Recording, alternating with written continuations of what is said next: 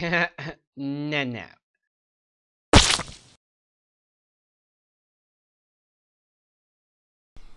Hi everybody and welcome to GameSlob's Dungeon Keep series with yours truly, Coopz.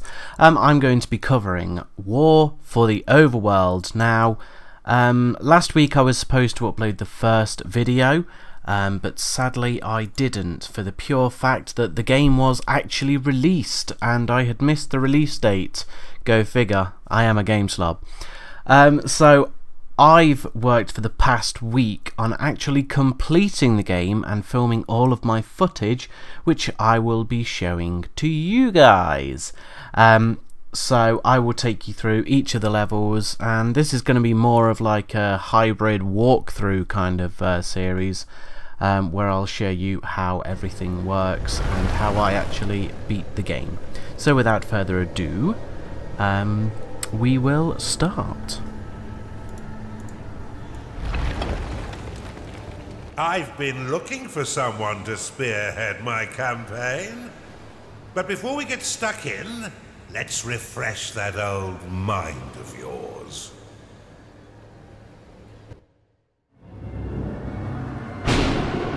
Now go! Welcome back, Underlord. I must say, I wasn't expecting you quite so soon. The transference may have left you feeling a bit foggy in the head. Focus now. I'll try to ease you back into it.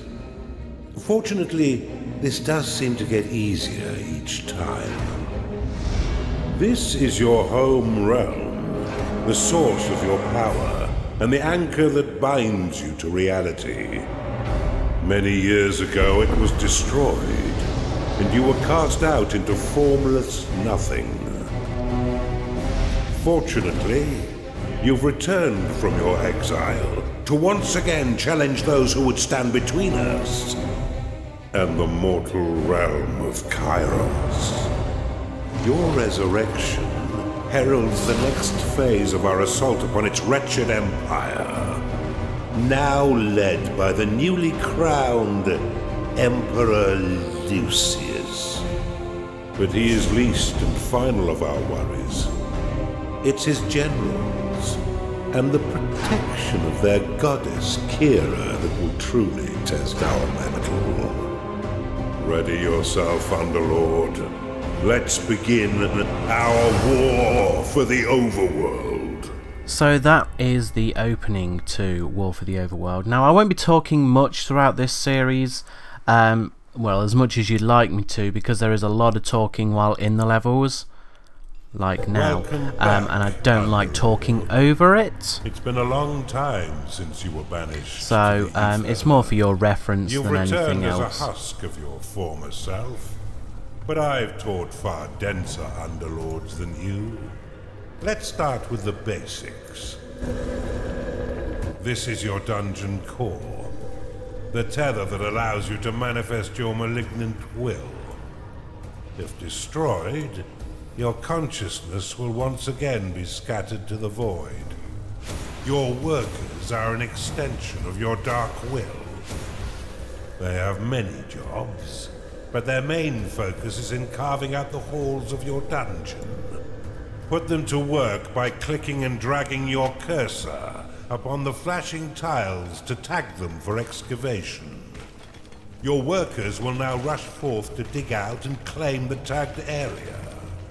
Once they have laid down the stones, marking the ground as your own, you will be able to build rooms upon the finished tiles. While your lackeys get to work, look to the east of your dungeon core. This is a gateway, one of the many portals that you'll use to attract minions to your dungeon. Order your workers to dig a path to it now. So that's just the basic intro to the game. Now just to give you my understanding of the game, the dungeon heart, like from Dungeon Keeper 1 and 2, basically if that is destroyed, then it's game over, and that's all there is to it. Then you've got the portal, which where all your minions come in, and now they're just basically, this is more of a tutorial level where it just tells you how to do everything. I mean, I would skip it if I probably, you know, if you could skip it, I would. But unfortunately, you have to sit through it and be treated like a moron. A gnarling has entered your dungeon. A gnarling has entered your dungeon. Attracted by the barracks, these green-skinned scrappers aren't quite right in the head, and they'll happily hack at your foes until someone is dead.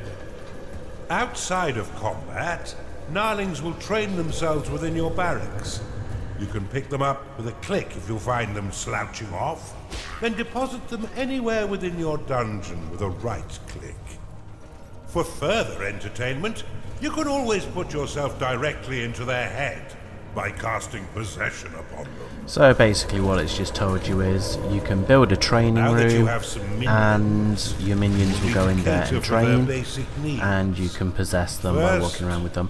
I have to say, this is the only time within the game pretty much, I think there was one other time where I actually used the possession spell on a minion and I still managed to complete it with relative ease. So although it's a nice little feature, it's very, very rarely used. So now they're asking me to build a lair for my creature to go to sleep, which they get grumpy if they don't sleep, so it's always good. I mean, that's one thing I did notice while playing through the game. There wasn't any narration for creatures being upset.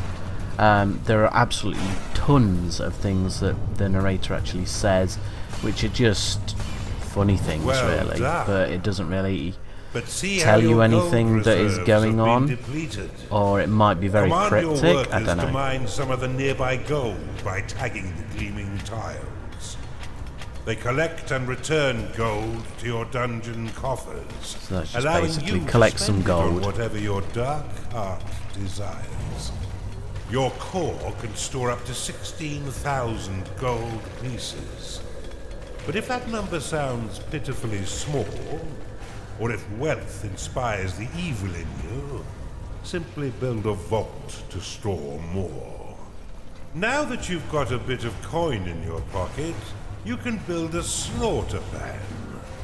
This room produces scores of micro-piglets, a delicacy that will sustain the weak flesh of your minions by filling their bellies with succulent pig flesh. So basically a place where your minions go to eat.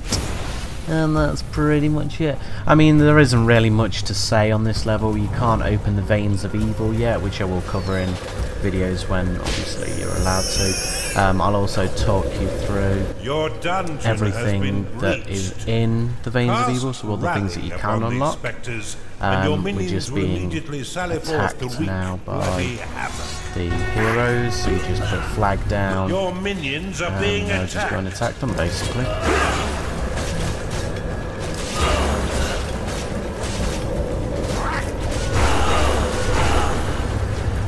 Well done.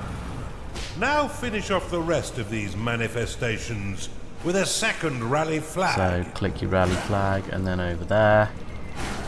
And then your minions will go, kick their ass, and that's the level. Your minions are under attack. I mean, much like all of the other Dungeon Keep games, you know, it's such a simple start, and I mean, I suppose that's for the people who are a bit thick and and don't know what Dungeon Keeper is, or, you know, I mean, this is War for the Overworld, but you get my meaning. Your gnarlings made short work of those spectres, but see how they still circle the flag. You can dismiss rally flags by slapping them with a right click. This should allow your minions to return to their jobs and tend their needs in a timely fashion. You can cast Recall upon a minion to immediately return them to your dungeon, though if they are attacked as it channels, then the spell will fizzle into nothing. You're on a roll, Underlord. and I've been waiting far too long to begin my war for the Overworld. Let us enter the realm of Kairos and continue your retraining against a more fitting enemy. And that's it. That's that level. Well So, done, Underlord. as you can I see, it's all the level coming back pretty quite much just quickly. ends. I expected So you don't nothing actually less, get to but there's much continue still on to within learn. the level. Why don't we work in a bit of So that's a feature that I am murder kind of while we're at missing, it? but It's time so let me know what to you think in enter the comments realm of below. Kairos. It'll be nice to know whether you've actually bought the game or not, and if not, why not? I can promise you that the levels do get a lot more exciting. It gets worse before it gets better. But towards the end of the game, you know, you've got loads of land to build on, and it's just one all-out slog. So, really, really good game. But yeah, please like, subscribe, leave your comments below, and I will see you next time on GameSlob's War for the Overworld. Ta-ta!